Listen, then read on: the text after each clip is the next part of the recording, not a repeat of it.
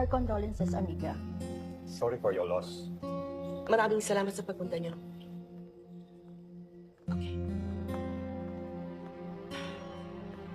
Facundo, wala yata ang mga Montenegro. I don't care. Hindi mo ba sila sinabihan?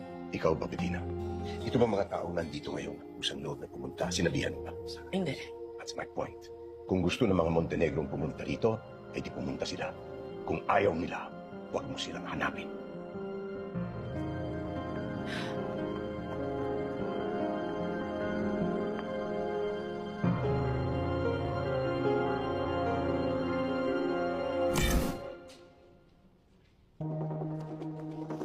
Grabe ang gamit sa panggulpi sa mga bodyguard ni Pablo.